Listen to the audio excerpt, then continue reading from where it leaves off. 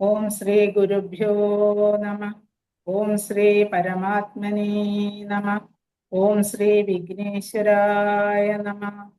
ശ്രീ പതഞ്ജലി യോഗ ശിക്ഷണ സമിതി NYC online Malayalam യോഗയുടെ ആഭിമുഖ്യത്തിൽ എല്ലാ വ്യാഴാഴ്ച തോറും നടത്തിവരുന്ന ഭഗവത്ഗീത അധ്യയനം 170ാമത്തെ ദിവസത്തിലേക്ക് എത്തി നിൽക്കുകയാണ്. എല്ലാ ശ്രോതാക്കളെയും യോഗബന്ധുക്കളെയും പഠിതാക്കളെയും ആദരപൂർവ്വം സ്വാഗതം ചെയ്യുന്നു.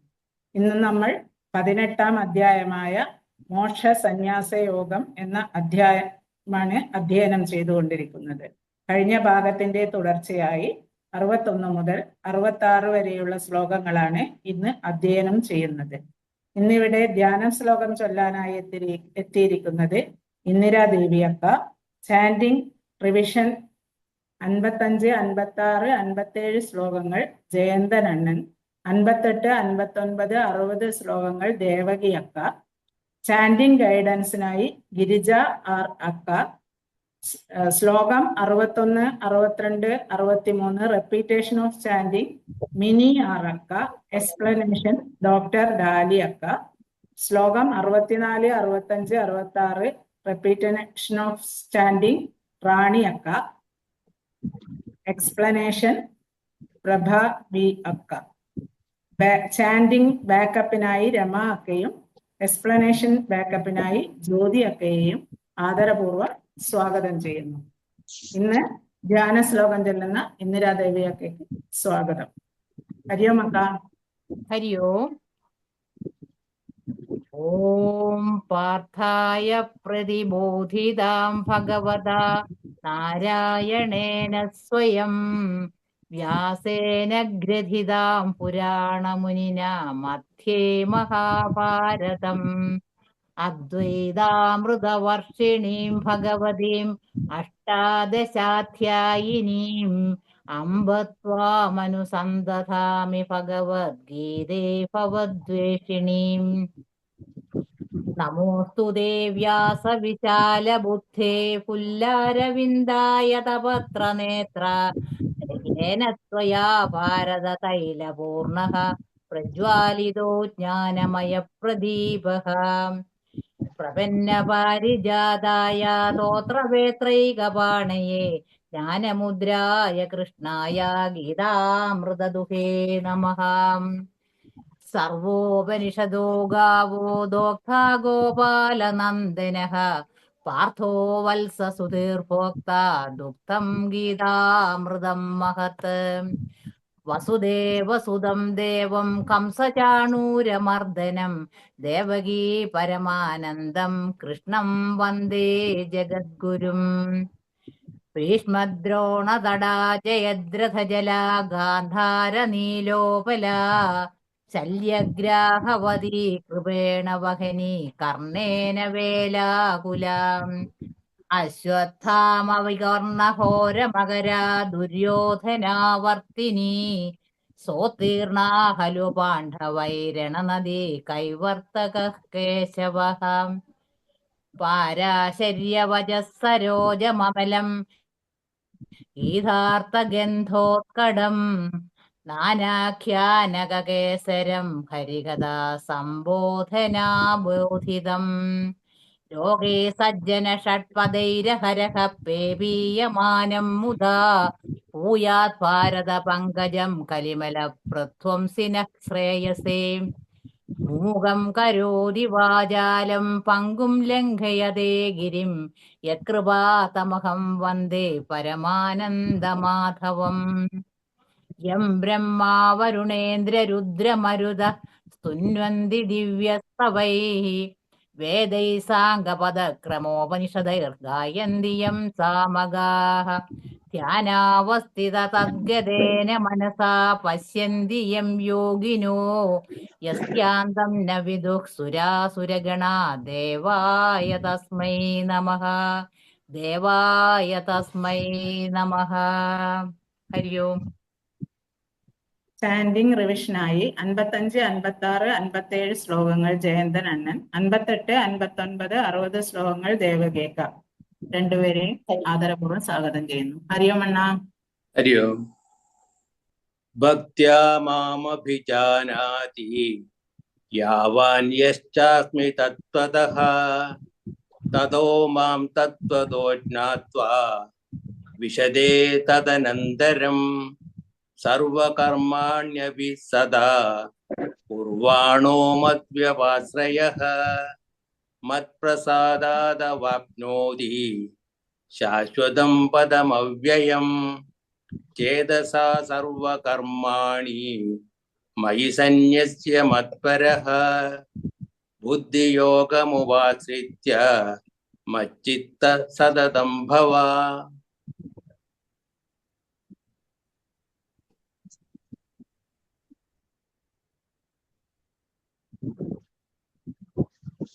മच्चित्त സർവദുർഗാണി മത്പ്രസാദാത് തരിഷ്യസി അത ചേതസ്സമഹംകാരൻ ദോഷ്യാസി വിനംഗിഷ്യസി യദഹങ്കാരമാശ്രിത്യ നയോസ്യ ഇതി മന്യസേ മിഥ്യൈഷ വ്യവസായസ്തേ പ്രകൃതിസ്ത്വാം നിയോക്ഷ്യതി സ്വഭാവജേന കൗന്ദേയ സ്വേന കർമ്മണ കർത്തും നേച്ഛസി യന്മോഹാത് കരിഷ്യസ്യ വശോപി തത്. അടുത്തത് ശ്ലോകം 61, 62, 63. ചാൻഡിങ് ഗൈഡൻസിന് ഗിരിജ ആർ അക്കയെയും ചാൻഡിങ് റെപ്പീറ്റേഷന് മിനി ആർ അക്കയെയും എക്സ്പ്ലനേഷന് ഡോക്ടർ ഡാലി അക്കയെയും ആദരപൂർവ്വം സ്വാഗതം ചെയ്യുന്നു. ഹരിയോം അക്ക. ഹരി ഓം. ഓം ശ്രീ ഗുരുഭ്യോ നമഃ. ഓം ശ്രീകൃഷ്ണ പരമാത്മനേ നമഃ. പഠിക്കാം. ഈശ്വര സർവഭൂതാനാം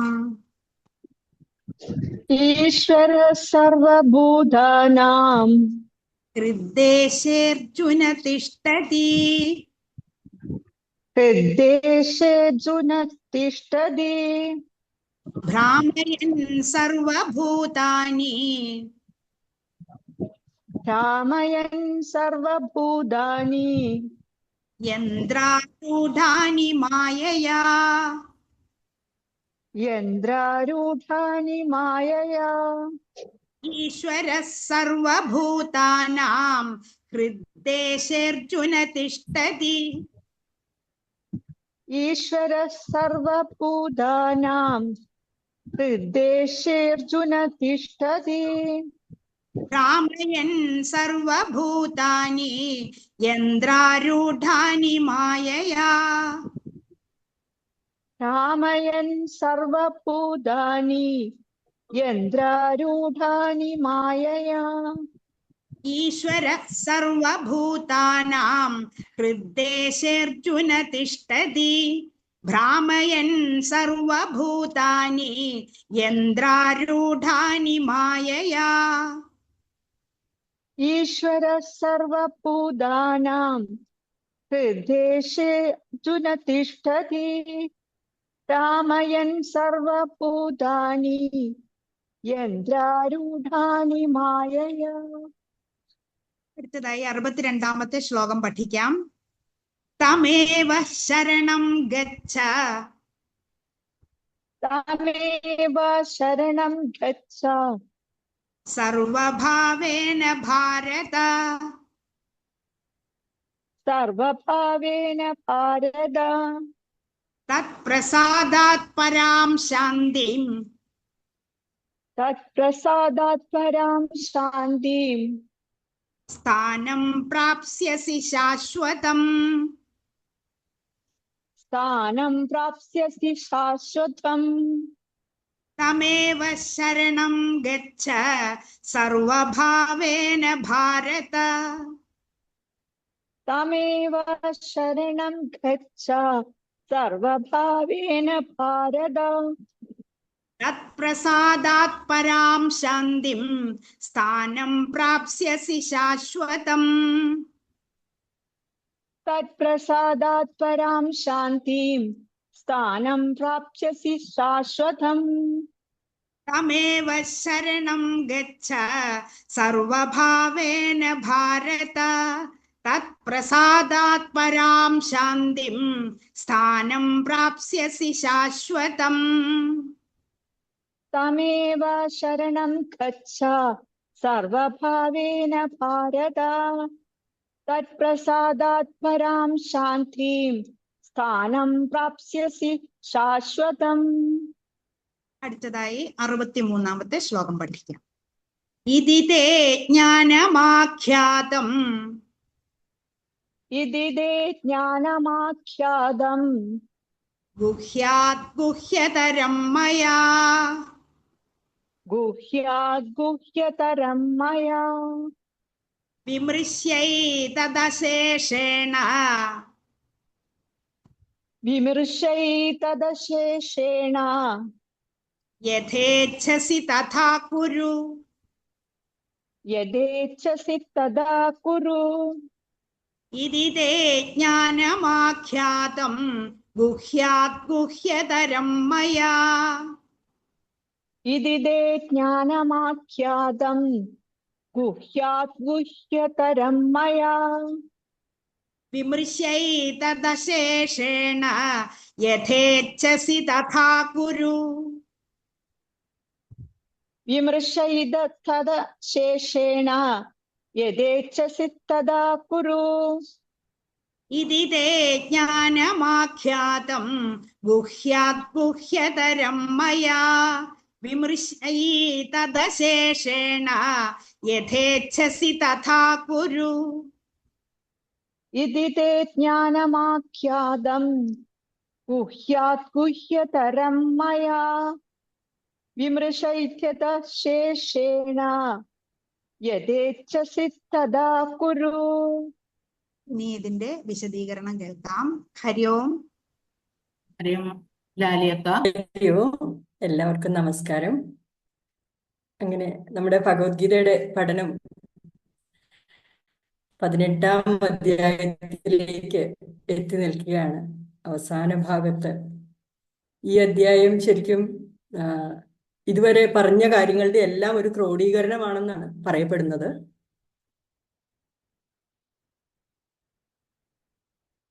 ഭഗവാൻ ഓരോ യോഗങ്ങളും എല്ലാം പറഞ്ഞു കൊടുത്തു കഴിഞ്ഞു.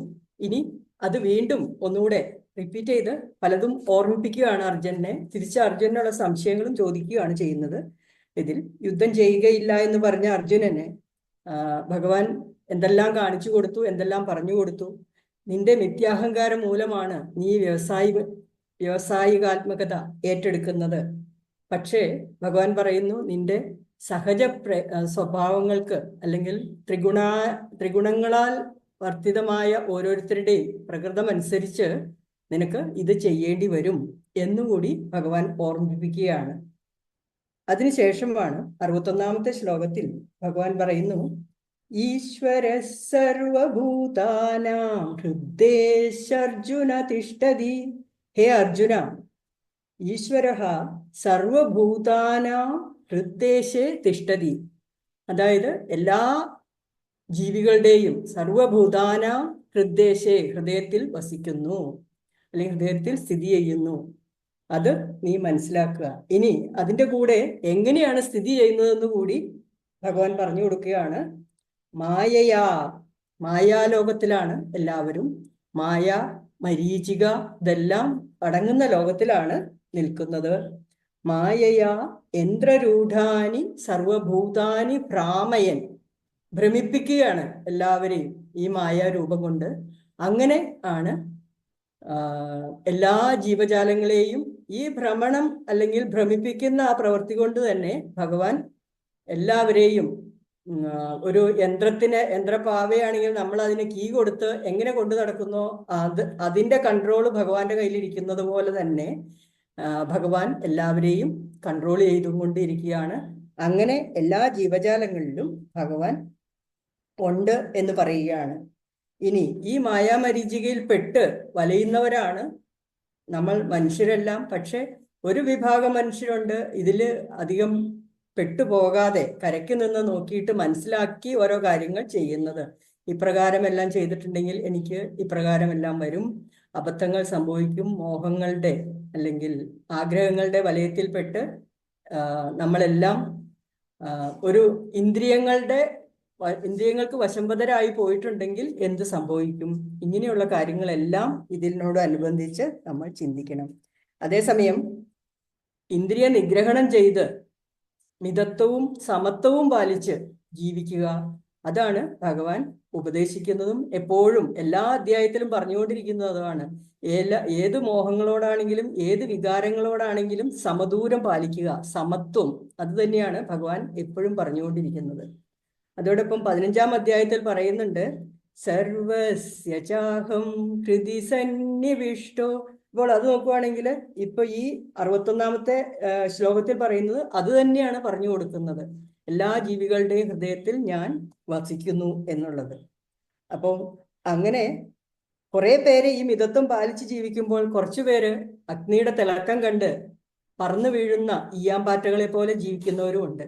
ഒരുപക്ഷെ വീണ് കരിഞ്ഞു കഴിയുമ്പോഴായിരിക്കും അറിയുന്നത് ചിലപ്പോൾ അവരുടെ ജീവിതം തന്നെ അതിൽ നഷ്ടപ്പെട്ടു പോയിട്ടുണ്ടായിരിക്കും എന്നുള്ളത്.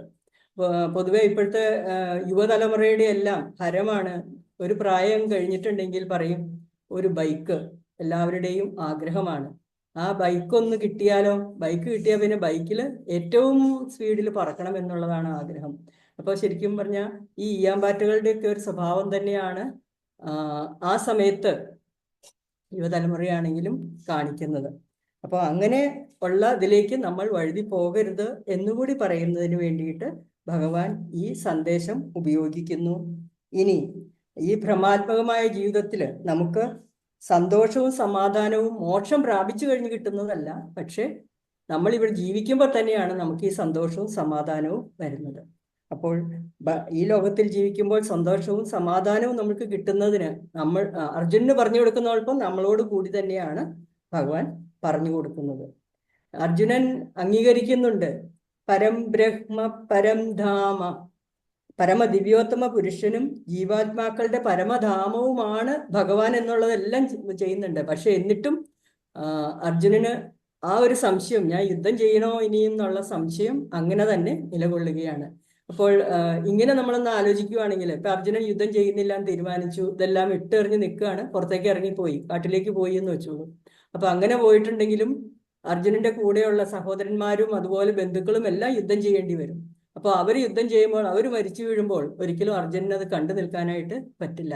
അപ്പം സ്വധർമ്മത്താൽ നിനക്ക് തിരിച്ചു വരേണ്ടി വരും എന്ന് ഭഗവാൻ ഓർമ്മിപ്പിക്കുന്നതും അത് തന്നെയാണ്. നമ്മളുടെ കർമ്മങ്ങളുടെ ഒരു ചരട് നമ്മളുടെ കൂടെ എപ്പോഴും ഉണ്ട്. അതുകൊണ്ട് ചിലത് നമ്മൾ ചെയ്യില്ല എന്ന് പറഞ്ഞാൽ പോലും നമുക്ക് അങ്ങനെയുള്ള കാര്യങ്ങൾ ചെയ്യേണ്ടി വരും എന്നുള്ളതാണ്. ഇനി 2-ാമത്തെ ശ്ലോകം പറയുന്നത്, തമേവ ശരണം ഗച്ഛ സർവഭാവേന ഭാരത, തമേവ ശരണം ഗച്ഛ, അവനെ തന്നെ നീ ശരണം പ്രാപിക്കൂ. തമേവ, അവനെ തന്നെ ശരണം പ്രാപിക്കൂ. അത് എങ്ങനെ വേണം? അർജുനോട് പറയണം, സർവഭാവേന, അതായത് പരിപൂർണമായിട്ടും സമർപ്പിച്ചുകൊണ്ട് പരിപൂർണമായ ഒരു അർപ്പണ ബുദ്ധിയോട് കൂടി വേണം ശരണം പ്രാപിക്കുന്നതിന് വേണ്ടിയിട്ട്.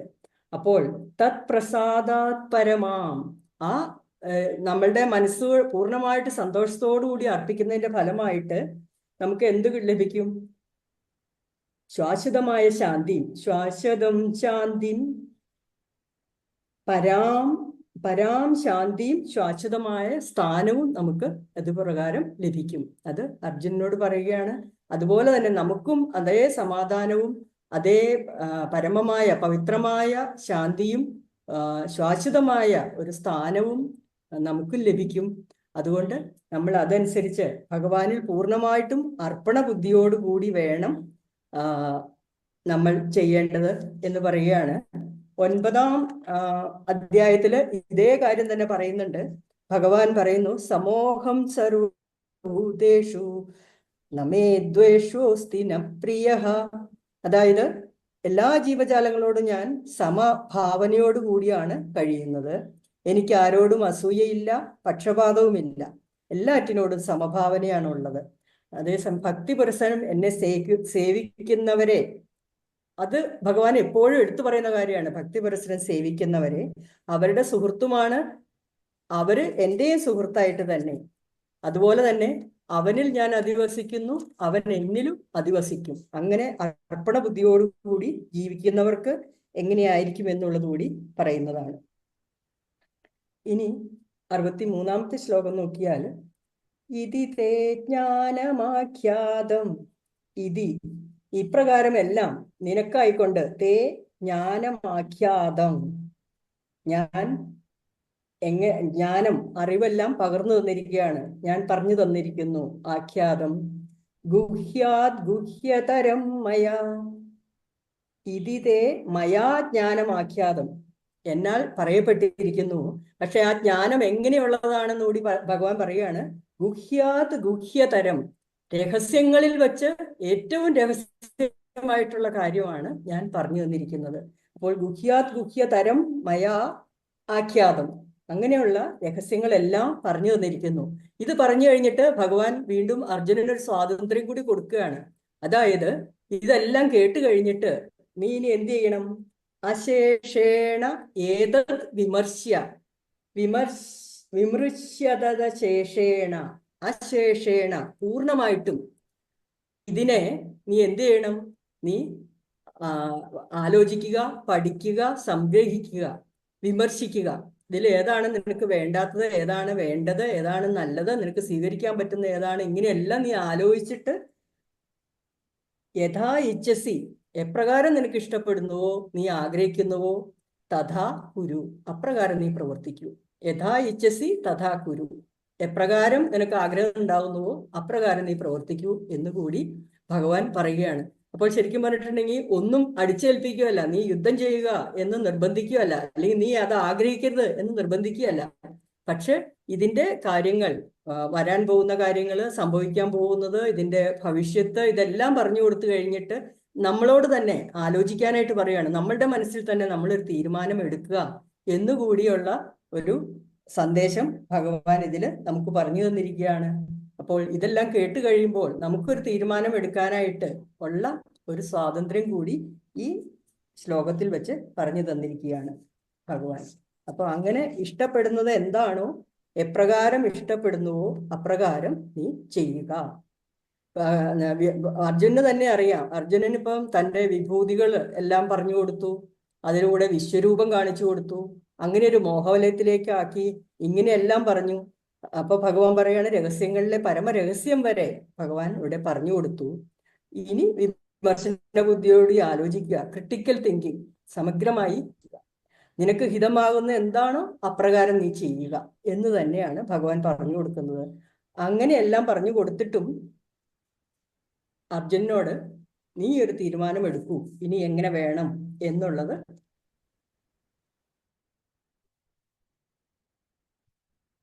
അധ്യായത്തില് ഭഗവാൻ ഇതോടൊപ്പം പറയുന്നുണ്ട്. 27-ാമത്തെ ശ്ലോകത്തില് യത്കരോഷി യദശ്നാസി യജ്ജുഹോഷി ദദാസി യത്തപസ്യസി കൗന്തേയ തത്കുരുഷ്വമദർപ്പണം. ഭഗവാന് അർപ്പണബുദ്ധി ഉണ്ടാകുകയാണെങ്കിൽ നീ എന്ത് ചെയ്യുന്നുവോ, എന്ത് നിവേദിക്കുന്നുവോ, എന്ത് ഭക്ഷിക്കുന്നുവോ, എന്ത് ദാനം ചെയ്യുന്നുവോ, എന്ത് തപശ്ചര്യകൾ അനുഷ്ഠിക്കുന്നുവോ അതെല്ലാം എനിക്കായി അർപ്പിച്ചുകൊണ്ട് ചെയ്യുക. അതാണ് പറയുന്നത്. ഇത് തന്നെയാണ് ശരിക്കും പറഞ്ഞിട്ടുണ്ടെങ്കിൽ നമുക്കും സ്വീകരിക്കേണ്ട ഒരു കാര്യം. നമ്മൾക്ക് സമാധാനം, സ്വസ്ഥത, ഇതെല്ലാം ജീവിതകാലത്ത് തന്നെ ഈ അർപ്പണ മനോഭാവത്തോടു കൂടി, എന്തെങ്കിലും ആരെയെങ്കിലും കാണിക്കുന്നതിന് വേണ്ടി കാട്ടിക്കൂട്ടലുകളോ അങ്ങനെയുള്ളതൊന്നും അല്ല വേണ്ടത്. ഉപാസനയുടെ പിന്നിലുള്ള മനോഭാവമാണ് നിർണായകമായിട്ടുള്ള കാര്യം എന്ന് ഗീത പറയുന്നത്. ലൗകിക ജീവിതത്തിന്റെ നടുവിൽ നിന്നും ഇത് ആകാമെന്നും പറയുന്നുണ്ട്. ഇതിന് സന്യാസിയായി പോകണം എന്നൊന്നുമില്ല, സന്യാസ ജീവിതം നയിക്കണമെന്നില്ല. പക്ഷെ ഈ ലൗകിക ജീവിതത്തിൽ തന്നെ നമുക്കിത് അതാകാൻ പറ്റും. അതുപോലെ തന്നെ നമുക്ക് ഈ അർപ്പണ മനോഭാവം ഉണ്ടാകുമ്പോൾ 4 വ്യത്യാസങ്ങൾ നമുക്ക് അറിയാനായിട്ട് പറ്റും. അല്ലെങ്കിൽ നമ്മുടെ ജീവിതത്തിൽ 4 മഹാത്ഭുതങ്ങൾ ചിന്തിക്കുമെന്ന പലരുടെയും അനുഭവത്തിൽ നിന്ന് തന്നെ അറിയാൻ സാധിക്കുന്നു. ഞാൻ എനിക്കായി ചെയ്യുന്ന എന്ന തോന്നൽ പോയി കിട്ടുന്നതോടെ, അർപ്പണബുദ്ധി വന്നു കഴിയുമ്പോഴത്തേക്കും എനിക്കായിട്ടാണ് ഞാൻ ചെയ്യുന്നത്, എൻ്റെ ആയിട്ടാണ് ചെയ്യുന്നത് എന്നുള്ള ചിന്ത പോയി കഴിയുമ്പോൾ തന്നെ മനസ്സിലെ ചെയ്തികളിലും നമുക്ക് ശുദ്ധി ഉണ്ടാകും. നമ്മുടെ ആശങ്കയും മാറും. ഭഗവാനായിക്കൊണ്ട് ചെയ്യുകയാണ്. അപ്പൊ പിന്നെ നമ്മൾ എന്തിനാ ആശങ്കപ്പെടുന്നത്? ഈശ്വരനെ അർപ്പിക്കുന്നതിൽ അശുദ്ധി പാടില്ലല്ലോ. അതുകൊണ്ട് തന്നെ മനസ്സിലെ ചെയ്തികളിലും നമുക്ക് ശുദ്ധി ഉണ്ടാകും. പിന്നെ അത് മനസ്സിന് അതിരട്ട ശക്തി പകരും. ശരിക്കും പറഞ്ഞിട്ടുണ്ടെങ്കിൽ പിന്നെ അതോടുകൂടി അവസാന ഭാവം, അതായത് ശാന്തസുന്ദരമായ ആനന്ദം എപ്പോഴും നമ്മളുടെ കൂടെ ഉണ്ടാകും. സങ്കടം എന്ന അജ്ഞതയും നമുക്ക് മാറിക്കിട്ടും. ഇത്രയും പറഞ്ഞുകൊണ്ട് ഞാൻ എൻ്റെ വാക്കുകളെ അവസാനിപ്പിക്കുന്നു. ഇത് പറയാൻ എനിക്ക് അവസരം തന്ന സമിതിക്ക് നന്ദി പറയും. ഹരി ഓം അക്ക. ഹരി ഓം. അടുത്തതായി ശ്ലോകം 64, 65, 66. ചാൻഡിങ് ഗൈഡൻസ് ഗിരിജ ആർ അക്ക. റെപ്പിറ്റേഷൻ ഓഫ് ചാൻഡിങ് റാണി അക്ക. എക്സ്പ്ലനേഷൻ പ്രഭാവി അക്ക. ഏവരെയും ആദരപൂർവ്വം സ്വാഗതം ചെയ്യുന്നു. ഹരി ഓം. ഗിരിജ അക്ക. അടുത്തതായി നമുക്ക് 64-ാം ശ്ലോകം പഠിക്കാം. സർവഗുഹ്യതമം ഭൂയഃ സർവഗുഹ്യതമം ഭൂയഃ ശൃണു മേ പരമം വചഃ ശൃണു മേ പരമം വചഃ ഇഷ്ടോസി മേ ദൃഢമിതി ഇഷ്ടോസി മേ ദൃഢമിതി അതോ വക്ഷ്യാമി തേ ഹിതം തതോ വക്ഷ്യാമി തേ ഹിതം. സർവഗുഹ്യതമം ഭൂയഃ ശൃണു മേ പരമം വചഃ സർവഗുഹ്യതമം ഭൂയഃ ശൃണു മേ പരമം വചഃ ഇഷ്ടോസി മേ ദൃഢമിതി തതോ വക്ഷ്യാമി തേ ഹിതം. ഇഷ്ടോസി മേ ദൃഢമിതി തതോ വക്ഷ്യാമി തേ ഹിതം. സർവഗുഹ്യതമം ഭൂയഃ ശൃണു മേ പരമം വചഃ ഇഷ്ടോസി മേ ദൃഢമിതി തതോ വക്ഷ്യാമി തേ ഹിതം. സർവഗുഹ്യതമം ഭൂയഃ ശൃണു മേ പരമം വചഃ ഇഷ്ടോസി മേ ദൃഢമിതി തതോ വക്ഷ്യാമി തേ ഹിതം. അടുത്തതായി 65-ാമത്തെ ശ്ലോകം പഠിക്കാം. മന്മനാ ഭവ മദ്ഭക്തഃ മന്മനാ ഭവ മദ്ഭക്തഃ മദ്യാജീ മാം നമസ്കുരു മധ്യാജീ മാം നമസ്കുരു മാമേ വൈഷ്യസി സത്യം സേ മാമേ വൈഷ്യസി സത്യം തേ പ്രതിജാനേ പ്രിയോസി മേ.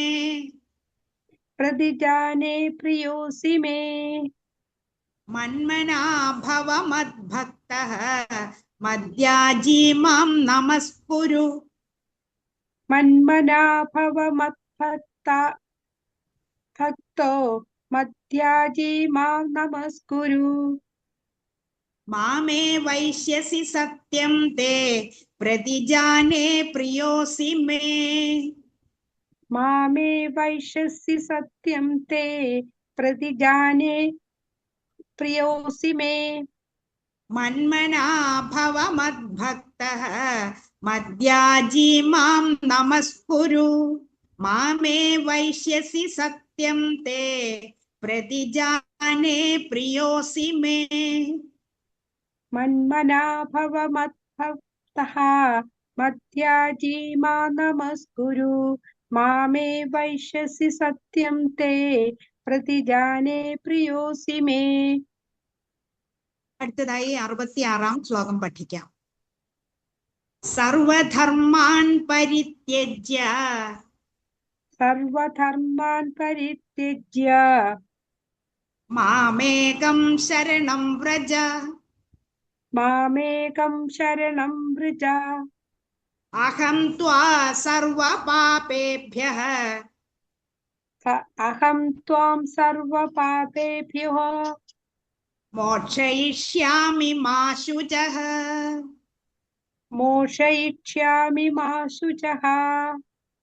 സർവധർമാൻ പരിത്യജ്യ മാമേകം ശരണം വ്രജ സർവധർമാൻ പരിത്യജ്യ मामेकं शरणं व्रज अहं त्वां सर्वपापेभ्यः मोक्षयिष्यामि मा शुचः अहं त्वं सर्वपापेभ्यः मोक्षयिष्यामि मा शुचा सर्वधर्मान् परित्यज्य मामेकं शरणं व्रज अहं त्वा सर्वपापेभ्यः मोक्षयिष्यामि मा शुचः सर्वधर्मान् परित्यज्य मामेकं शरणं व्रज अहं त्वं सर्वपापेभ्यः മോക്ഷയിഷ്യാമി മാം ശുചാ. ഹരി ഓം. ഇനി 3 ശ്ലോകങ്ങളുടെ വിശദീകരണം കേൾക്കാം. ഹരി ഓം. ഹരി ഓം. ഹരി ഓം. അപ്പൊ ഈ മോക്ഷ സന്യാസ യോഗം, അതായത് അധ്യായം 18 ലാസ്റ്റ് അവസാനത്തെ ശ്ലോകങ്ങളിൽ എത്തിയിരിക്കുകയാണ് നമ്മളിപ്പോ. അപ്പോ അതിലെ ശ്ലോകം 64 നോക്കാം നമുക്ക് ആദ്യം. സർവഗുഹ്യതമം ഭൂയഃ ശൃണു മേ പരമം വച ഇഷ്ടോസി മേ ദൃഢമിതി തതോ വക്ഷ്യാമി തേ ഹിതം.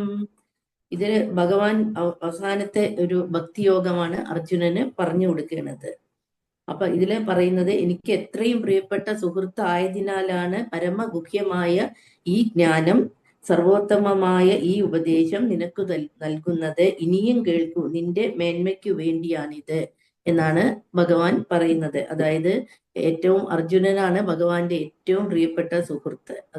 അങ്ങനെ സുഹൃത്ത് ആയതുകൊണ്ടാണ് ഈ ഗുഹ്യമായ ജ്ഞാനം പറഞ്ഞു കൊടുക്കുന്നത്. ഇപ്പൊ നമ്മളുടെ ഇതിലായാലും നമുക്കൊക്കെ എല്ലാവർക്കും ഉണ്ടാവും ഒരു ബെസ്റ്റ് ഫ്രണ്ട്, അതായത് നമ്മളുടെ വിഷമങ്ങൾ ഷെയർ ചെയ്യാനും ഒക്കെ ഉള്ളത്.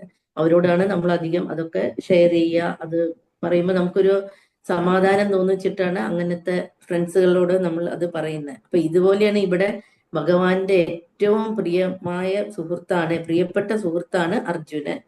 അപ്പൊ അതുകൊണ്ടാണ് ഭഗവാൻ ഈ ജ്ഞാനം പറഞ്ഞു കൊടുക്കുന്നത്. ഈ ഇത്രയും രഹസ്യമായ ജ്ഞാനം, അതായത് പറഞ്ഞു കൊടുക്കുന്നത് എന്താണ്? എല്ലാത്തിൻ്റെയും കാരണഭൂതൻ ഭഗവാനാണ്. പിന്നെ ഭഗവാൻ പരമാത്മാവായിട്ട് എല്ലാവരുടെയും ഹൃദയത്തിൽ സ്ഥിതി ചെയ്യുന്നു. അങ്ങനെ ആ ഭഗവാന് നമ്മൾ സ്വയം സമർപ്പണം ചെയ്യുക. ഇതാണ് ഈ പരമഗുഹ്യമായ ജ്ഞാനം പറഞ്ഞു കൊടുക്കുന്നത്. ഈ രഹസ്യമായ ജ്ഞാനം എന്താണ്? എല്ലാറ്റിൻ്റെയും കാരണഭൂതൻ ഭഗവാനാണെന്ന് നമ്മൾ മനസ്സിലാക്കണം. അങ്ങനെ ഇതൊക്കെ മനസ്സിലാക്കി കഴിഞ്ഞു കഴിഞ്ഞാൽ നമ്മൾ ഭഗവാന് സ്വയം സമർപ്പിക്കാൻ തോന്നും. അപ്പൊ അങ്ങനെ സമർപ്പിച്ചു കഴിയുമ്പോൾ നമ്മൾക്ക് ഭഗവാനെ പ്രാപിക്കാൻ കഴിയും. അങ്ങനെ ഒരു ജീവിക്കുകയാണെങ്കിൽ, എല്ലാം ഭഗവാന് സമർപ്പിച്ച് കഴിഞ്ഞിട്ട് ജീവിക്കുകയാണെങ്കിൽ നമുക്ക് എന്താണ് പിന്നെ ഭഗവാന് ശരണം പ്രാപിക്കാൻ, ഭഗവാനിലെ പ്രാപിക്കാൻ കഴിയും എന്നാണ് പറയുന്നത്. അപ്പൊ ഭഗവാന്റെ സേവകരാണ് നമ്മള് എന്ന് മനസ്സിലാക്കുക. ഭഗവാന് വേണ്ടിയിട്ടുള്ള എന്തൊക്കെ സേവകൾ ഉണ്ടെങ്കിൽ ചെയ്യുക. എല്ലാറ്റിൻ്റെയും കാരണഭൂതൻ ഭഗവാനാണ്. അത് എല്ലാ ദിനം മുമ്പ് പല ശ്ലോകങ്ങളിലും പറഞ്ഞിട്ടുണ്ട്. നമ്മൾ ഒരു ഇല പോലും ഭഗവാൻ അറിയാതെ അനങ്ങുന്നില്ല എന്ന് പറയുന്നത്. അപ്പൊ അത് എല്ലാവരുടെയും ഹൃദയത്തിലും ഭഗവാൻ പരമാത്മാവായിട്ട് സ്ഥിതി ചെയ്യുന്നുണ്ട്. നമ്മൾ എന്ത് കാര്യങ്ങൾ ചെയ്യുമ്പോഴും നമ്മൾക്ക് അറിയില്ല എന്ന്, പക്ഷെ എല്ലാം ഭഗവാൻ അറിയുന്നുണ്ട്. അപ്പൊ അങ്ങനെ നമ്മൾ ഭഗവാനും മാത്രം സേവകരായിട്ട് എല്ലാ ഇതിലും ചെയ്തിട്ട് ജീവിച്ചു കഴിഞ്ഞാല് സേവകരാണ് എന്ന ചിന്തയോടെ നമ്മൾ പ്രവർത്തിക്കണം എന്നാണ് പറയുന്നത്. അപ്പൊ ഈ ഗുഹ്യമായ ജ്ഞാനം, അതായത് ഭഗവാനാണ് എല്ലാത്തിൻ്റെയും കാരണഭൂതൻ എന്ന് മനസ്സിലാക്കിയിട്ട് ഭഗവാന്റെ സേവകനായിട്ട് ജീവിക്കാൻ ശ്രമിക്കുക എന്നുള്ള ഈ ജ്ഞാനമാണ് ഈ ശ്ലോകത്തിൽ കൂടെ പിന്നെ ഭഗവാൻ അർജുനന് പറഞ്ഞു കൊടുക്കുന്നത്. ഇതേ ഈ 9-ാം അധ്യായത്തില് 34-ാമത്തെ ശ്ലോകത്തിലും ഇത് തന്നെയാണ് ഭഗവാൻ പറഞ്ഞിരിക്കുന്നത്. അതായത് മന്മനാഭവ മദ്ഭക്ത മധ്യാജീ മാം നമസ്കുരു മാമേ വൈശ്യസി യുക്തൈവം ആത്മാനം മത്പരായണക. ഈ ശ്ലോകത്തിലും എന്താണ് പറയുന്നത്? എല്ലാം മനസ്സിലാക്കി ഇപ്പോഴും എന്നെ നമസ്കരിക്കുക, ആരാധിക്കുക, ഭജിക്കുക, സ്മരിക്കുക എന്നാണ് പറഞ്ഞിരിക്കുന്നത്. അപ്പൊ ഇപ്പോഴും ഭഗവാനെ വേണ്ടി ആലോചിച്ച് പ്രവർത്തിച്ച്, അതായത് എപ്പോഴും സ്മരിച്ച് പ്രാർത്ഥനയോടെ ജീവിക്കുന്ന ഒരാൾക്ക് എങ്ങനെ ആവും ഭഗവാന്റെ ധാമത്തിൽ എത്താൻ സാധിക്കും എന്നാണ് പറയുന്നത്. ഇതൊക്കെ ഒരു ശുദ്ധ ഭക്തന് ഉണ്ടാവുന്ന ഇതായിട്ടാണ് പറയുന്നത്. ഒരു സാധാരണ മനുഷ്യന് ഇതൊക്കെ പറഞ്ഞു കഴിഞ്ഞാൽ പെട്ടെന്ന് മനസ്സിലാവൂല, അവർക്ക് അത് അങ്ങനെ ജീവിക്കാൻ സാധിക്കൂല. പക്ഷെ ഒരു ശുദ്ധമായ ഭക്തൻ ആണെങ്കിൽ ഇതെല്ലാം മനസ്സിലാക്കിയിട്ട് പിന്നെ അവർക്കത് മനസ്സിലാക്കാൻ പറ്റുള്ളൂ, അവര് അത് പ്രകാരം ജീവിക്കാൻ ശ്രമിക്കും. എല്ലാ കാര്യത്തിലും അവര് ഭഗവാനെ ഒരു ഇതാക്കിയിട്ടാണ് ജീവിക്കുന്നത് തന്നെ. പിന്നെ ഭഗവാന്റെ സേവകനായിട്ട് ജീവിക്കാനാണ് അവർക്കൊക്കെ ഇഷ്ടം, ഒരു ശുദ്ധനായ ഭക്തന്. അപ്പൊ അങ്ങനെ ജീവിക്കുകയാണ്. അർജുനൻ മാത്രമല്ല, ഇങ്ങനെ എല്ലാ ജീവാത്മാക്കളും ഇത് അനുസരിക്കേണ്ടതാണ് എന്ന് നമുക്ക് എല്ലാ കാര്യങ്ങളും അർജുനനിലൂടെയാണ് ഭഗവാൻ പറഞ്ഞു തരുന്നത്. എങ്ങനെയാണ് നമ്മൾ ജീവിക്കേണ്ടത് ഈ സമൂഹത്തിൽ എന്ന് എപ്പോഴും എല്ലാ ശ്ലോകങ്ങളും, ഈ ഭഗവത്ഗീതയുടെ കാതലായ വശം അതന്നെയാണല്ലോ, ഒരു മനുഷ്യൻ എങ്ങനെയാണ് ഈ സമൂഹത്തിൽ ജീവിക്കേണ്ടത് എന്നാണ് നമുക്ക് പല കാര്യങ്ങളും അർജുനനിലൂടെ പറഞ്ഞ് നമുക്ക് മനസ്സിലാക്കി തരികയാണ് ഭഗവാൻ ചെയ്യുന്നത്. നമ്മൾ കഴിയുന്നതും അത് പ്രകാരം ജീവിക്കാൻ നോക്കണം. ഇതാണ് ഈ ശ്ലോകം 65 നോക്കാം. മന്മനാഭവ മദ്ഭക്ത മത്യാജീ മാം നമസ്കുരു മാമേ വൈഷ്യസി സത്യം തേ പ്രതിജാനേ പ്രിയോസി മേ. ഇതിപ്പോ നേരത്തെ പറഞ്ഞ 9-ാം അധ്യായത്തിലെ 34-ാമത്തെ അതേ ശ്ലോകത്തിൽ തന്നെ പറഞ്ഞത് തന്നെയാണ് ഇപ്പൊ ഇവിടെയും പറഞ്ഞിരിക്കുന്നത്.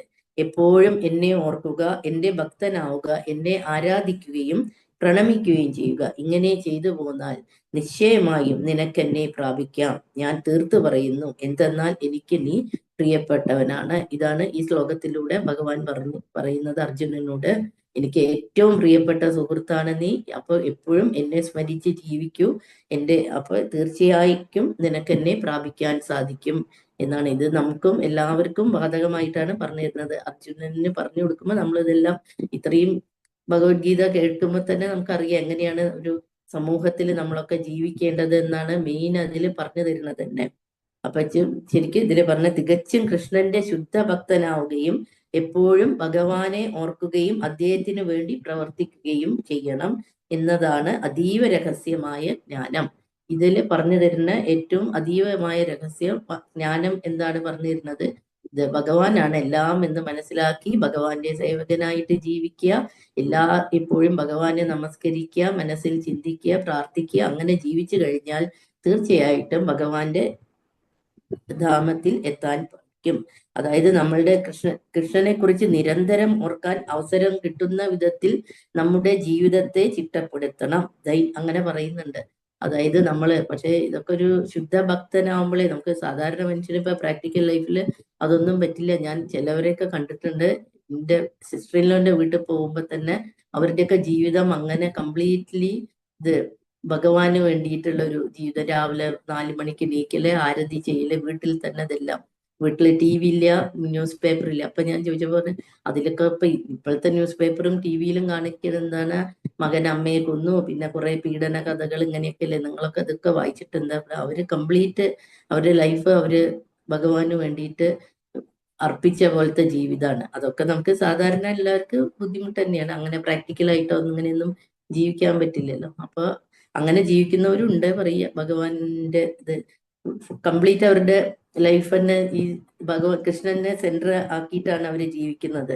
എല്ലാ ദൈനംദിന പ്രവർത്തനങ്ങളെല്ലാം കൃഷ്ണനുമായിട്ട് ബന്ധപ്പെടുത്തിയിട്ടാണ് അവര്. രാവിലെ ആരതി കഴിഞ്ഞാൽ എന്താ ഉണ്ടാക്കണം അത് ഭഗവാന് നിവേദിക്കുന്നു, അത് പ്രസാദമായിട്ട് അവര് കഴിക്കുന്നു. അങ്ങനെ ജീവിക്കുന്ന ആൾക്കാരാണ് അതൊക്കെ. അങ്ങനത്തെ ഒരു ഭക്തൻ ഇതിൽ പറയുന്ന എന്താണ്? അങ്ങനത്തെ ഒരു ഭക്തൻ തീർച്ചയായും തന്റെ ധാമത്തിൽ എത്തും എന്ന് ഭഗവാൻ വാഗ്ദാനം ചെയ്യുന്നു. പിന്നെ അങ്ങനെ അവിടെ പോയി കഴിഞ്ഞാൽ ഭഗവാനുമായിട്ട് സഹവസിക്കാൻ ചെയ്യും. പിന്നെ പറയുന്നു, തന്റെ പ്രിയ സുഹൃത്തായതിനാലാണ് ഈ അതീവ രഹസ്യ ജ്ഞാനം അർജുനന് അദ്ദേഹം നൽകിയത്. അർജുനൻ ഈ മാർഗം തുടരുന്ന എല്ലാവരും, അർജുനന്റെ ഈ മാർഗം തുടരുന്ന എല്ലാവരും എന്തായിരിക്കും? പരിപൂർണത നേടും എന്നും പറയുന്നുണ്ട്. അപ്പൊ അതാണ് ഈ ഇതിൽ പറഞ്ഞു തരുന്നത്. അപ്പൊ ഇതുപോലെ തന്നെ വേറൊരു കാര്യം പറയുന്നത്, നമുക്ക് കിട്ടിയ അറിവ് നമ്മൾ കഴിയുന്നതും മറ്റുള്ളവർക്ക് കൊടുക്കാൻ ശ്രമിക്കണം. പലർക്കും ചിലപ്പോൾ അതിനുള്ള അവസരങ്ങൾ കിട്ടാത്തവരുണ്ട്, അങ്ങനെയൊക്കെ ജീവിക്കുന്നവരുണ്ട്. അപ്പൊ അവർക്കും പറ്റാവുന്ന രീതിയിൽ നമുക്ക് കിട്ടിയ അറിവ് പകർന്നു കൊടുക്കണം. അതായത് ഇപ്പൊ സ്കൂളുകളിലൊക്കെ പറയുന്നുണ്ടല്ലോ, അങ്ങനെ കുട്ടികൾക്ക് ഇങ്ങനത്തെ കുറച്ച് ഭഗവത്ഗീതയും അതിന്റെ കുറേശ്ശെങ്കിലും പഠിപ്പിച്ചു കൊടുക്കണം എന്നൊക്കെ ഇപ്പൊ എല്ലാ ദിക്കിലും പറയുന്നുണ്ടല്ലോ. അപ്പൊ അങ്ങനെ 24 മണിക്കൂറും കഴിയുന്നതും അത്രയില്ലെങ്കിലും നമ്മൾ ഏതു നേരവും ഭഗവാനെ സ്മരിക്കുക. ഏത് കാര്യങ്ങൾ ചെയ്യുമ്പോഴും, നമ്മളെ സന്തോഷം വരുമ്പോഴും നമ്മൾ ഭഗവാനെ ഓർക്കുക, സങ്കടങ്ങൾ വരുമ്പോഴും ഭഗവാനെ ഓർക്കുക. അങ്ങനെ നമ്മളെ ജീവിതം അങ്ങനെ അങ്ങനെ ചിട്ടപ്പെടുത്തി വരുമ്പോൾ ഓട്ടോമാറ്റിക് ആയിട്ട് നമുക്കും എപ്പോഴും ഭഗവാന്റെ ഒരു ഇതില് ജീവിക്കാൻ പറ്റും. അങ്ങനെ ഏതു നേരം സ്മരിച്ചുകൊണ്ട് ജീവിക്കാൻ പറ്റും എന്നാണ് പറയുന്നത്. പിന്നെ ഇതില് തന്നെ പറയുന്നുണ്ട്, ഭഗവാന്റെ മുടിക്കെട്ടിൽ മയിൽപീലികൾ ചൂടി 2 കൈകളാലും ഓടക്കുഴൽ പിടിച്ചുകൊണ്ട് നിൽക്കുന്ന ശ്യാമസുന്ദരനായ കൃഷ്ണനിൽ ശ്രദ്ധ കേന്ദ്രീകരിക്കണമെന്നാണ് ഈ ഇതില് പറയുന്നത്. ഇപ്പൊ കൃഷ്ണന്റെയാണ് ബ്രഹ്മസംഹിതയില് മുതലായ ഗ്രന്ഥങ്ങളില് കൃഷ്ണന്റെ പല വർണ്ണനാ ചിത്രങ്ങളുണ്ട്. അതായത് പക്ഷെ നമ്മൾ മനസ്സിൽ എപ്പോഴും ഉറപ്പിക്കേണ്ടത് രൂപം, അതായത് ഈ രൂപമാണ്. മുടിക്കെട്ടില് മയിൽപീലി ചൂടി 2 കൈകളും ഓടക്കുഴൽ പിടിച്ചുകൊണ്ട് നിൽക്കുന്ന ആ ശ്യാമസുന്ദരനായ കൃഷ്ണന്റെ രൂപമാണ് നമ്മൾ മനസ്സിൽ ഉറപ്പിക്കേണ്ടത് എന്നും ഇതിൽ കൂടെ നമുക്ക് പറഞ്ഞു തരുന്നുണ്ട്. പിന്നെ മറ്റു രൂപങ്ങളിലേക്ക് പോലും മനസ്സ് നീങ്ങരുത് എന്ന് പറയുന്നുണ്ട്. ഇപ്പൊ പല രൂപങ്ങളുണ്ടല്ലോ, വിഷ്ണു, നാരായണൻ, രാമൻ, വരാഹം മുതലായ വിവിധാകൃതികളുണ്ട് കൃഷ്ണന്റേതായിട്ട് തന്നെ. പക്ഷെ അർജുനന്റെ മുമ്പിൽ എങ്ങനെയാണ് ഭഗവാൻ പ്രത്യക്ഷപ്പെട്ടത്? പ്രത്യക്ഷനായ ഭഗവാന്റെ രൂപത്തിൽ ആണ് ഇങ്ങനെ മയിൽപീലി മുടിക്കെട്ടൊക്കെ ചൂടി ആ രൂപത്തിൽ തന്നെ നമ്മള് മനസ്സുറപ്പിക്കണം എന്നും നമുക്ക് പറഞ്ഞു തരുന്നുണ്ട്. ഇതൊക്കെയാണ് ഈ ജ്ഞാനത്തിന്റെ ഏറ്റവും ഗോപ്യമായ വശങ്ങളിലാണ് ഇത് പറഞ്ഞു തരുന്നത് നമുക്ക്. പിന്നെ ഉറ്റ സുഹൃത്തായത് കൊണ്ടാണ് ഇങ്ങനെ ഈ ഇത്രയും അതീവമായ രഹസ്യമായ ജ്ഞാനം അർജുനന് പറഞ്ഞു കൊടുത്തത്. അതിലൂടെ നമ്മൾ എല്ലാവരും ഇത് മനസ്സിലാക്കുക. ഇതൊന്നേ മനസ്സിലാക്കാനുള്ളൂ, എപ്പോഴും കഴിയുന്നത്ര ഭഗവാനെ മനസ്സിൽ ഓർക്കുക. ഏത് കാര്യങ്ങൾ ചെയ്യുമ്പോഴും അത് നമ്മൾ കുട്ടികളുണ്ടെങ്കിൽ കുട്ടികളെ ചെറുപ്പത്തിൽ തന്നെ അത് ശീലിപ്പിക്കുക, അങ്ങനെ പ്രാർത്ഥിക്കാനും ഭഗവാനെ ഓർക്കാനും ഒക്കെ. അപ്പൊ അവർക്കും അതൊരു ശീലമായി വരും. അതാണ് ഇതില് പറഞ്ഞു തരുന്നത്. പിന്നെ ഇനി ശ്ലോകം 66 നോക്കാം. സർവധർമാൻ പരിത്യജ്യ മാമേകം ശരണം വൃജ അഹം ത്വാം സർവപാപേഭ്യോ മോക്ഷയിച്ഛാമി മാ ശുചഃ. സർവധർമ്മങ്ങളെയും ത്യജിച്ച് എന്നിൽ ശരണം തേടുക, ഞാൻ നിന്നെ സകല പാപ പ്രതികരണങ്ങളിൽ നിന്നും മോചിപ്പിക്കാം, ഭയപ്പെടേണ്ട.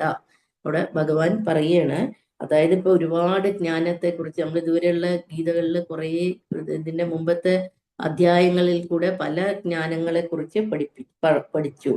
പരബ്രഹ്മത്തെ കുറിച്ചുള്ള ജ്ഞാനം, പരമാത്മാവിനെ കുറിച്ചുള്ള ജ്ഞാനം, വർണ്ണാശ്രമ വിഭാഗത്തെ കുറിച്ചുള്ള ജ്ഞാനം, ഇന്ദ്രിയ നിയന്ത്രണം, മനോനിയന്ത്രണം, സന്യാസത്തെ പറ്റിയുള്ള ജ്ഞാനം, അനാസക്തിയെ പറ്റിയുള്ള ജ്ഞാനം, ധ്യാനം, ഇങ്ങനെ തുടങ്ങിയ കുറെ ധർമ്മജ്ഞാനങ്ങളും ധർമ്മചര്യകളെയും കുറിച്ച്, വിവിധ ഇനങ്ങളെ കുറിച്ച് ഇതിന് മുമ്പുള്ള പല അധ്യായങ്ങളിലും ഭഗവാൻ വിവരിച്ചിട്ടുണ്ട്. ഇതെല്ലാം പറഞ്ഞു തന്നിട്ടുണ്ട്.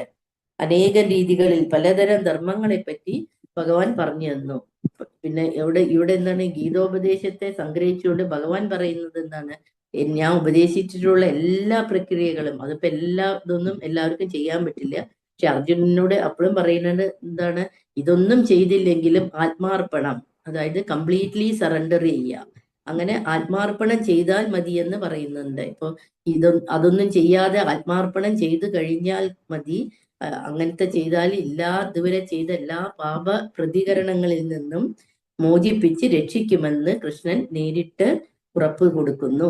അത് പറയുന്നുണ്ട്. ഇപ്പൊ ഈ പഠിച്ച ജ്ഞാനങ്ങളും എല്ലാം ഓർത്ത് വെച്ച് അതൊക്കെ നമുക്ക് ചെയ്യാൻ പറ്റില്ലെങ്കിലും നമ്മൾ കംപ്ലീറ്റ്ലി ഭഗവാന് ആത്മാർപ്പണം ചെയ്യാം. അതായത് കംപ്ലീറ്റ് ഭഗവാന് വേണ്ടിയിട്ടുള്ള നമ്മളുടെ ജീവിതം ഒഴിഞ്ഞു വെക്കുക. അങ്ങനെ ചെയ്തു കഴിഞ്ഞാൽ ഇതുവരെ ചെയ്ത എല്ലാ പാപ പ്രതികരണങ്ങളിൽ നിന്നൊക്കെ ഭഗവാൻ നമ്മളെ മോചിപ്പിച്ച് എന്ന് ഉറപ്പ് പറയുന്നു.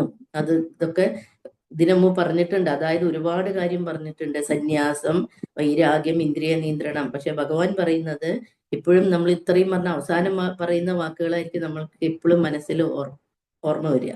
അത് ഭഗവാൻ പറഞ്ഞത് എന്താണ്, ഇങ്ങനത്തെ ഈ ക്രിയകളൊക്കെ പറഞ്ഞിട്ടുണ്ടെങ്കിലും അതെല്ലാം ത്യജിച്ച് സർവധർമാൻ പരിത്യജ്യ, അതായത് ഇങ്ങനത്തെ ധർമ്മങ്ങളെല്ലാം ത്യജിച്ച് പിന്നെ ആത്മാർപ്പണം ചെയ്യുകയാണെങ്കിൽ അത് അങ്ങനെ മതി. അത് ചെയ്താൽ തന്നെ ഭഗവാനോട്, അതായത് കംപ്ലീറ്റ്ലി സറണ്ടർ ചെയ്താൽ തന്നെ അർജുനന് എല്ലാവിധ പാപ പ്രതികരണങ്ങളിൽ നിന്ന് രക്ഷിക്കും, അങ്ങനെ എൻ്റെ ധാമത്തിൽ എത്താം എന്നും പറയുന്നുണ്ട്. ആ പാപ പ്രതികരണങ്ങളിൽ നിന്ന് രക്ഷിക്കുമെന്ന് ഭഗവാൻ നേരിട്ട് ഉറപ്പു നൽകുകയാണ്.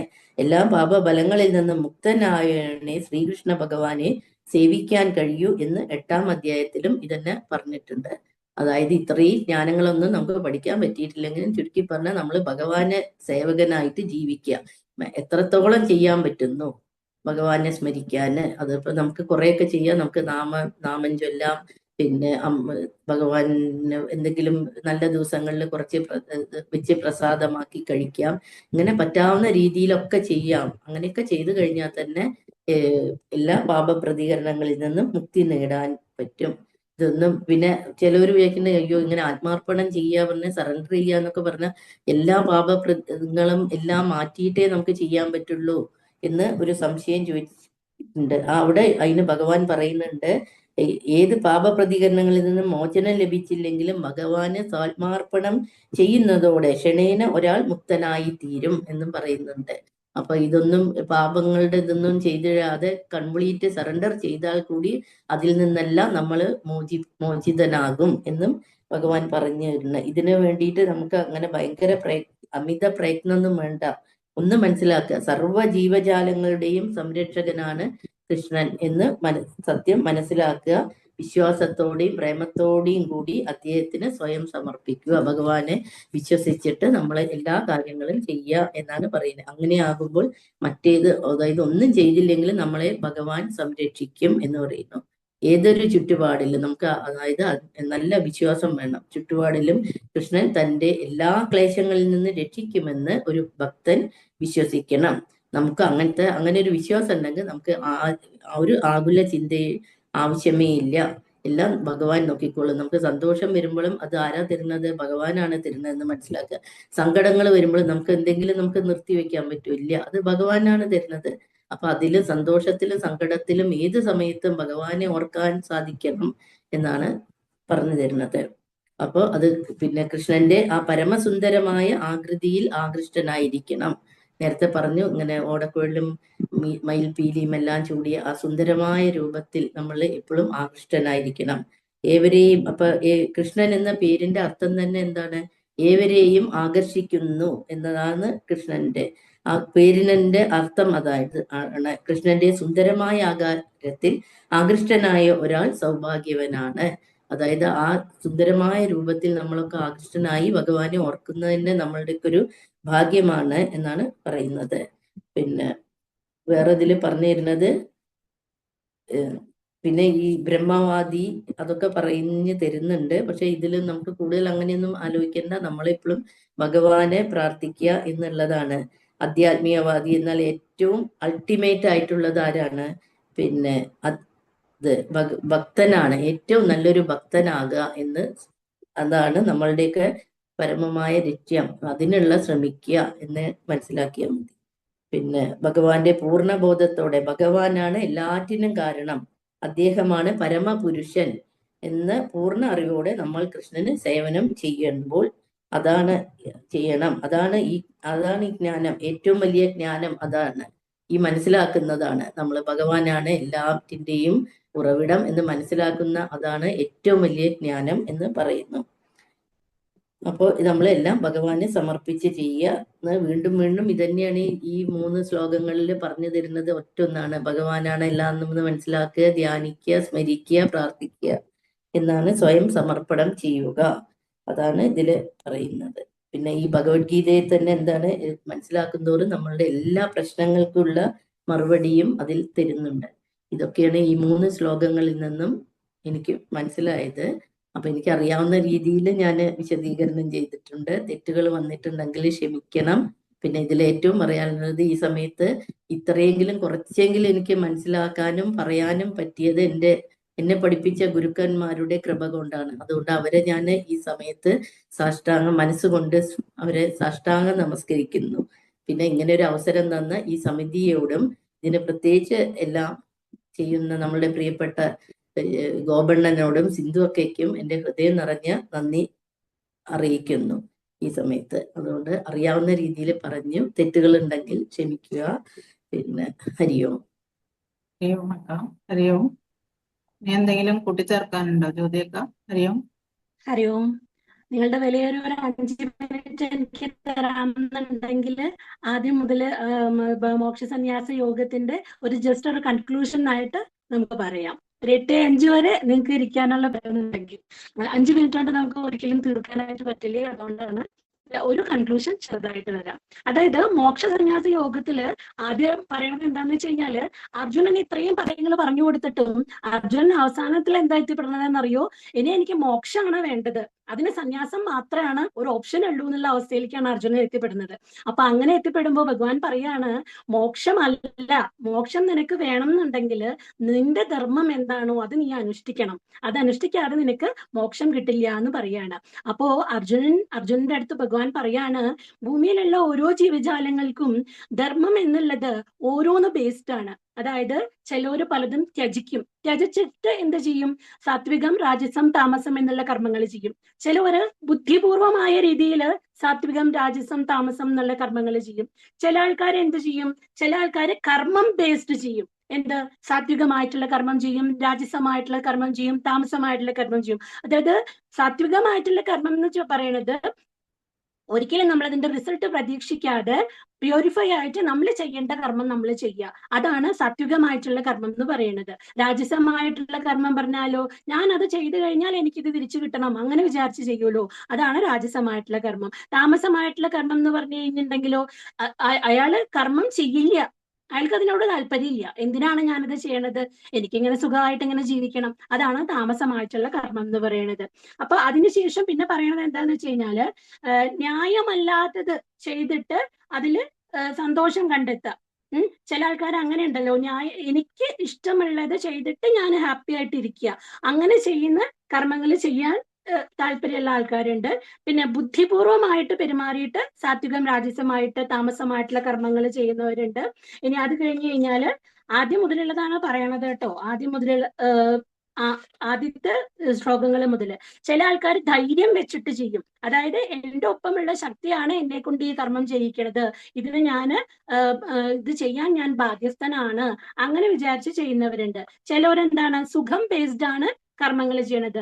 അതായത് സുഖം ബേസ്ഡ് പറഞ്ഞാൽ തുടക്കത്തില് വിഷം പോലെ, എന്നാൽ ഒടുക്കത്തിൽ എന്തായിരിക്കും? റിസൾട്ട് വളരെ നല്ലതായിരിക്കും. ഇപ്പൊ നമ്മള് നല്ല തടി ഉണ്ടെന്ന് വിചാരിക്കൂ, ഡയറ്റ് കറക്റ്റ് ആയിട്ട് ഫോളോ ചെയ്തിട്ട് നമ്മുടെ തടിയെ നമ്മൾ കുറയ്ക്കുക.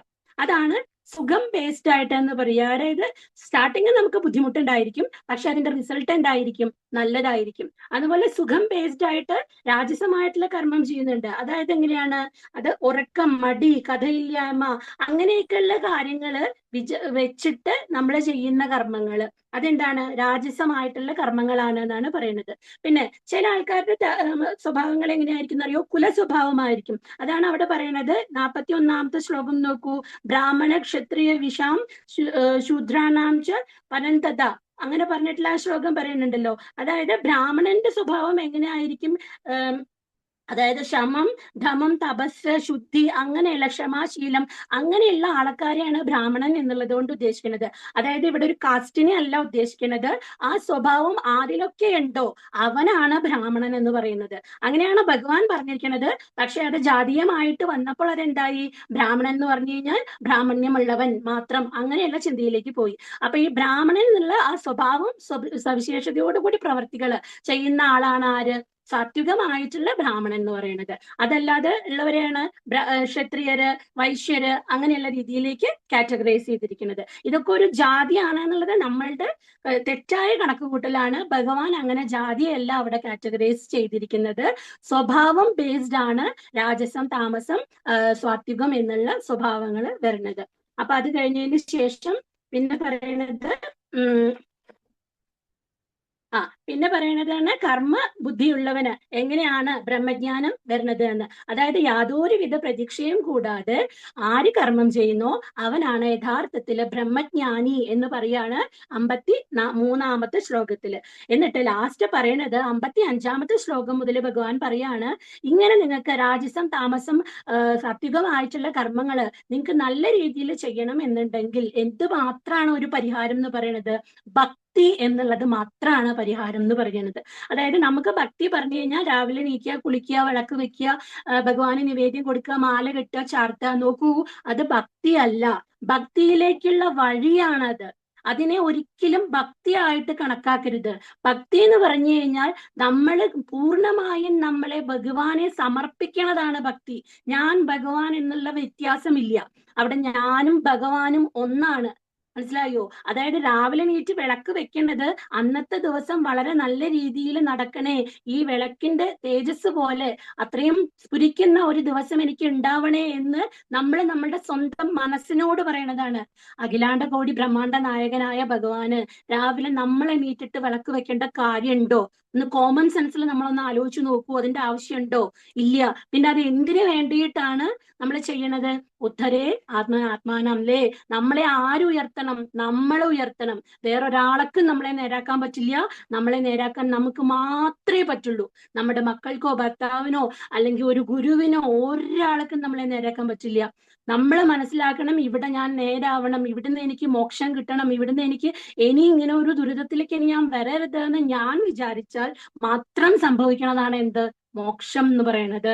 അപ്പൊ അതാണ് അവിടെ പറയുന്നത്. ഭക്തിയിലേക്ക് വരൂ അർജുന. അതാണ് ആ 55-ാമത്തെ ശ്ലോകത്തിലേക്ക് പറയണത്.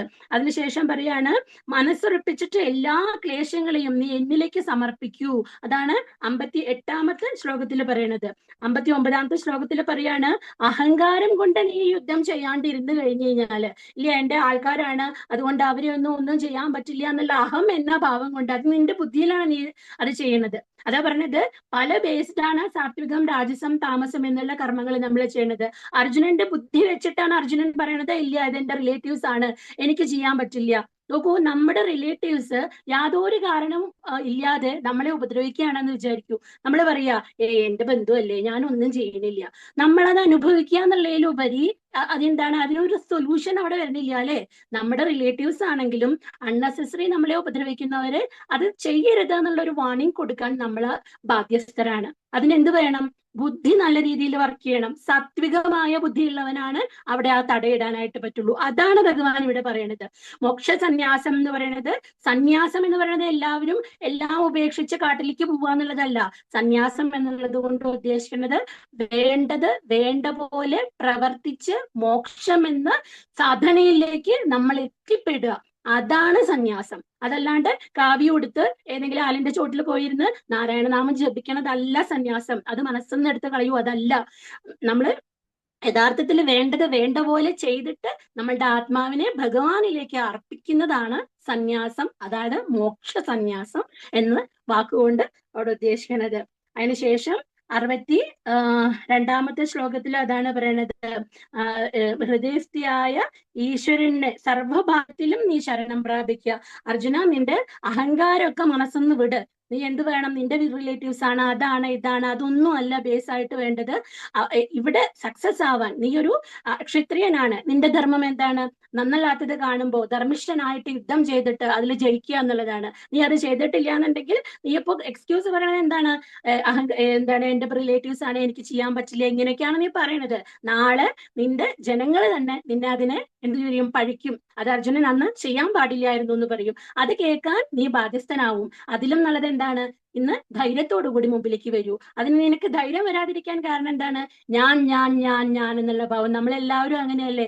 കംപ്ലീറ്റ് ഭഗവാന് സമർപ്പിക്കൂ എന്ന് പറഞ്ഞു കഴിഞ്ഞാലും കുറച്ച് ഇവിടെ വെക്കില്ലേ? കാര്യം ഭഗവാനെ നമുക്ക് വിശ്വാസമില്ല, അതല്ലേ പ്രശ്നം. അപ്പോ ഭഗവാനെ കംപ്ലീറ്റ് വിശ്വസിച്ചിട്ട് അത് കംപ്ലീറ്റ് സമർപ്പിച്ചു കഴിഞ്ഞാൽ എന്റെ ഭക്തന്റെ ഒപ്പം അവന് വേണ്ടിയാണ് ഞാൻ ജീവിക്കണത്. അവന് എന്ത് ദുഃഖം വന്നോ എന്ത് സുഖം വന്നോ അതിന് ഞാൻ ബാധ്യസ്ഥനാണ് എന്ന് പറയാണ് ഭഗവാൻ ചെയ്യുന്നത്. ഭഗവത്ഗീതയില് ഇത്രയും അധ്യായങ്ങൾ കഴിഞ്ഞതിൽ ഏറ്റവും ഇമ്പോർട്ടന്റ് ആയിട്ടുള്ള ഭഗവത്ഗീതയുടെ കൺക്ലൂഷൻ എന്താ ചോദിച്ചാൽ ഇത് തന്നെയാണ്. ധർമ്മധർമാൻ പരിത്യജ്യ മാമേകം ശരണം വ്രജ അഹം ത്വാ സർവപാപേഭ്യോ മോക്ഷയിഷ്യാമി മാ ശുച എന്ന് പറഞ്ഞു കഴിഞ്ഞാൽ, അർജുന നീ നിന്റെ എല്ലാം സർവത്ര എന്നേക്ക് സമർപ്പിക്കൂ. അർജുനോടല്ല പറയണത്, നമ്മൾ ഓരോരുത്തരോടുമാണ് പറയണത്. നിങ്ങള് ഒന്നും ഇല്ല, ഞാനാണ് നിങ്ങള്. മനസ്സിലായോ? അങ്ങനെ നിങ്ങൾ കംപ്ലീറ്റ് എന്നെ സമർപ്പിച്ചു കഴിഞ്ഞാൽ നിങ്ങളുടെ കാര്യം ഞാൻ നോക്കിക്കോളാം. ഇത്രയും വിശ്വസ്തനായിട്ട് നമ്മളോട് ഇത് പറയാൻ വേറെ ലോകത്തൊരാൾക്ക് സാധിക്കുമോ? സാധിക്കില്ല അല്ലേ? അപ്പോ എന്താ നമ്മൾ വേണ്ടത്? നിങ്ങൾ കർമ്മങ്ങൾ ചെയ്തോളൂ, പക്ഷെ സമർപ്പണം എവിടെയാവണം? ഭഗവാനാവണം അല്ലെ? ഇന്ന് ഈ 66-ാമത്തെ ശ്ലോകത്തിന്റെ അർത്ഥം ഇവിടെ നിങ്ങൾക്ക് പറഞ്ഞു തരിക എന്നുള്ളത് ഇത് ഭഗവാന്റെ അരുളപ്പാടാണ് അല്ലെ? ഞാൻ വിചാരിച്ചാൽ നടക്കുവോ? ഒരു കാരണവശാലും നടക്കില്ല. ഇത് ഭഗവാൻ എനിക്ക് അർപ്പിച്ചിരിക്കുന്ന കർമ്മമാണ്. അത് ഞാൻ എന്നെ കൊണ്ടാവുന്ന വിധം നിങ്ങളിലേക്ക് ഇതാക്കിയിട്ടുണ്ട് എന്നാണ് ഞാൻ വിചാരിക്കുന്നത്. പൂർണ്ണമായിട്ടും സമർപ്പിച്ചോളൂ ഭഗവാനോട്. എന്ത് നല്ലത് വന്നാലും എന്ത് നന്നല്ലാത്തത് വന്നാലും നമ്മളുടെ കഴിവ് കൊണ്ട് ഒന്നും ഈ ഭൂമിയിൽ സംഭവിക്കില്ല. ചെറിയൊരു വില അണക്കാൻ പറ്റാത്ത നമുക്ക് എന്ത് കഴിവുണ്ട് എന്നാ പറയണത് അല്ലേ? അത് വേണോ വേണ്ടേ എന്ന് തീരുമാനിക്കുന്ന ഒരു ശക്തിയുണ്ട്. ആ ശക്തിയെ നമ്മൾ പൂർണ്ണമായിട്ടും വിശ്വസിക്കുക. അതാണ് ഭഗവത്ഗീതയുടെ കൺക്ലൂഷൻ. ഈ 66ാമത്തെ ശ്ലോകമാണ് ആക്ച്വലി ഭഗവത്ഗീതയിലെ അവസാനത്തെ ശ്ലോകം. ഇനി ഇത് എങ്ങനെയാണ് അനുഷ്ഠിക്കേണ്ടത് എന്നുള്ളതാണ് ബാക്കിയുള്ള ശ്ലോകങ്ങൾ വരുന്നത്. ഇന്ന് ഇവിടെ നിങ്ങളുടെ അടുത്ത് ഇത് പറഞ്ഞു തരാൻ എനിക്ക് അവസരം തന്ന സിന്ധുവാക്കയ്ക്കും SBOASSന്റെ ഏറ്റവും വലിയ ഒരു പ്രവർത്തനമാണ് ഭഗവത്ഗീത നാരായണീയം എന്നുള്ളതൊക്കെ. ഇതൊക്കെ ഇത്രയും ജനങ്ങളിലേക്ക് എത്തിക്കാൻ പറ്റി എന്നുള്ളത് അത് ഭഗവാന്റെ മാത്രം നിമിത്തമാണ്. അതിനൊരു ഭാഗമാകാൻ കഴിഞ്ഞിട്ടുണ്ടെന്നുണ്ടെങ്കിൽ അതും ഭഗവാന്റെ അനുഗ്രഹം എന്നല്ലാതെ വേറെ ഒന്നും പറയാനില്ല. എല്ലാ ജനങ്ങൾക്കും നമസ്കാരം. ഹരി ഓം അക്ക. ഹരി ഓം.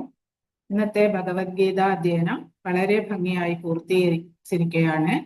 ഇന്ന് ഇവിടെ വളരെ ഭംഗിയായി ധ്യാന ശ്ലോകം ചൊല്ലിയ ഇന്ദിരാദേവി അക്ക, ചാൻഡിങ് റിവിഷൻ ചെയ്ത ജയന്തൻ അണ്ണൻ, ദേവകി അക്ക, ചാൻഡിങ് ഗൈഡൻസ് നൽകിയ ഗിരിജ ആർ അക്ക, ചാൻഡിങ് റെപ്പീറ്റേഷൻ ചെയ്ത മിനി ആർ അക്ക, റാണി അക്ക, വളരെ ഭംഗിയായി എക്സ്പ്ലനേഷൻ പറഞ്ഞു തന്ന ഈ ശ്ലോകങ്ങളുടെ എക്സ്പ്ലനേഷൻ പറഞ്ഞു തന്ന ഡോക്ടർ ലാലി അക്ക, പ്രഭാവി അക്ക, പിന്നെ ജ്യോതി അക്ക, ബാക്കപ്പിന് ചാൻഡിങ്ങിനായി ഇവിടെ ഇരുന്ന രമ അക്ക, ഇവർക്ക് എല്ലാവർക്കും നിന്റെ പേരിലും സമിതിയുടെ പേരിലും നന്ദി രേഖപ്പെടുത്തുന്നു.